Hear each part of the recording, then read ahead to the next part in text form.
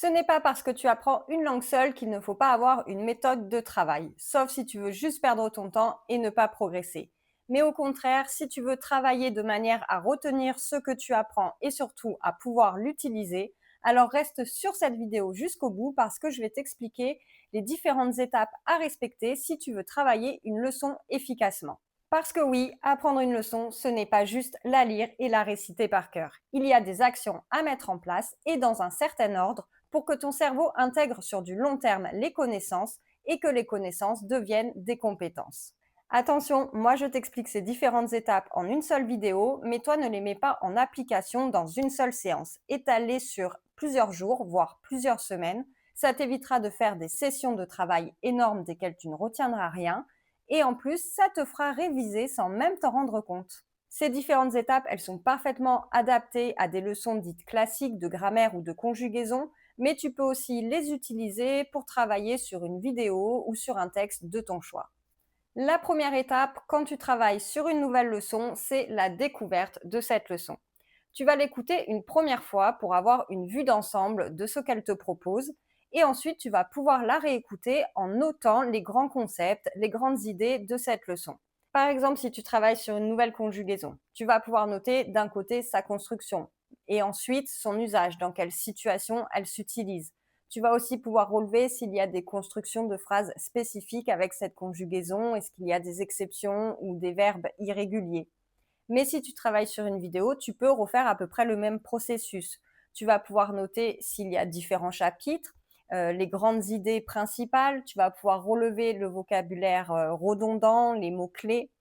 Une fois que tu as fait ce premier travail pour relever les grandes idées de ta leçon, ton texte ou ta vidéo, n'hésite pas à réécouter quelques fois ou à relire ta leçon. Ça va te permettre d'étoffer ou de corriger une première fois tes notes. Maintenant que tu as découvert la leçon, que tu as pris tes premières notes, tu vas pouvoir passer à la deuxième étape, qui est la vérification de ta compréhension.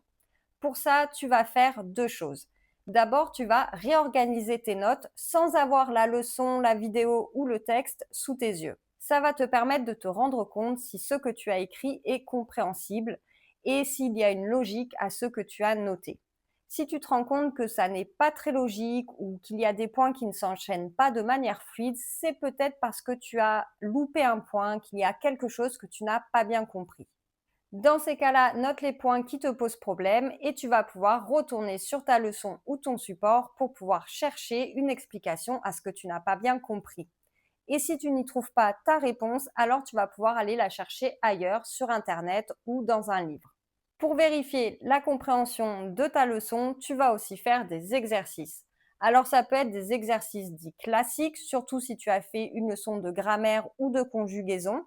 Ces exercices, en général, tu les trouves à la fin de ta leçon, mais tu peux aussi aller chercher sur Internet ou dans des livres d'autres exercices qui traitent également du sujet de ta leçon. Mais ne t'arrête pas là, si ces exercices sont très bien pour pouvoir s'exercer, si tu veux être capable d'utiliser ce que tu as appris et de le comprendre de manière assez automatique, tu vas devoir faire des exercices plus personnalisés.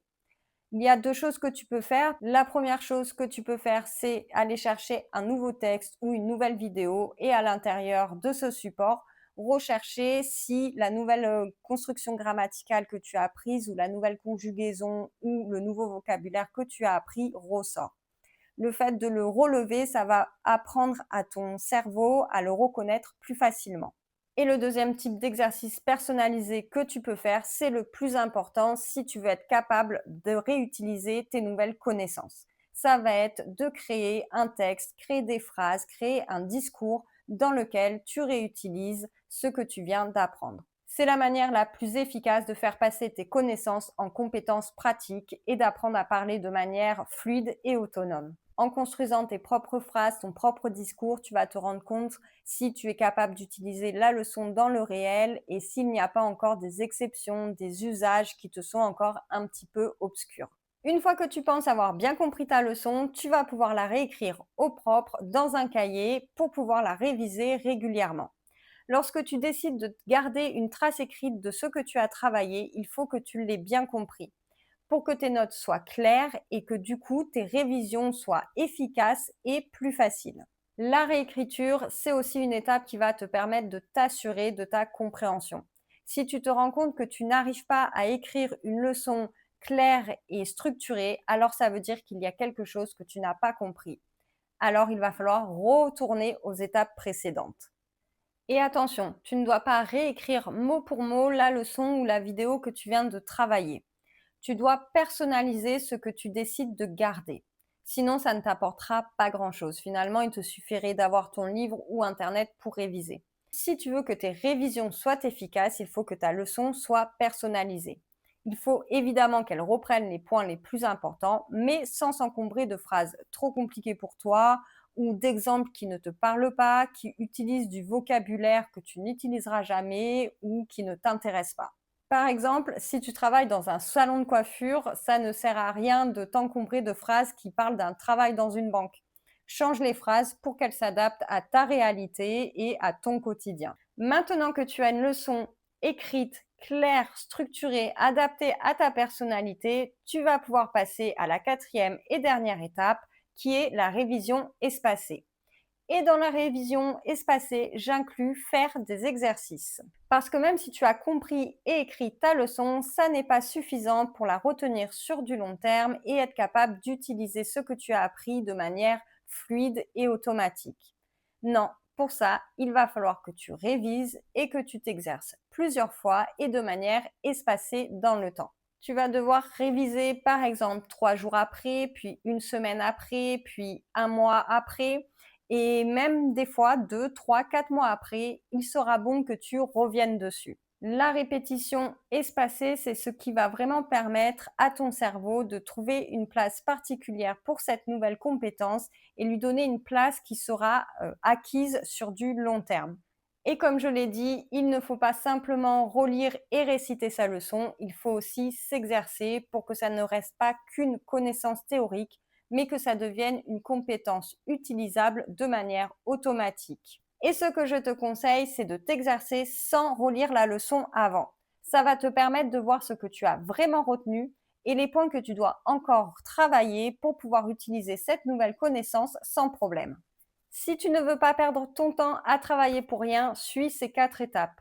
En organisant tes sessions de travail, en suivant ce processus, tu vas voir que tu vas vraiment ancrer ce que tu apprends dans ta mémoire sur du long terme.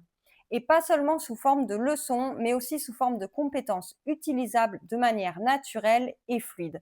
Et tu vas voir ton niveau augmenter progressivement. Mais je te le redis, ne fais pas toutes ces étapes en une seule session de travail. Étale-les sur plusieurs jours, voire plusieurs semaines. Ça te permettra déjà de te créer un planning de travail et en plus, ça va enclencher une répétition espacée. Ça va te permettre de réviser à chaque fois un petit peu sans t'en rendre compte, ce qui va faciliter l'assimilation des connaissances et des compétences. Si la vidéo t'a plu, n'hésite pas à mettre un petit like, ça soutient la chaîne et mon travail. Et si tu n'es pas encore abonné, n'hésite pas à le faire pour ne pas louper les prochaines vidéos avec des conseils de langue. En attendant, je te dis, amuse-toi bien avec les langues. Ciao, ciao et gros bisous!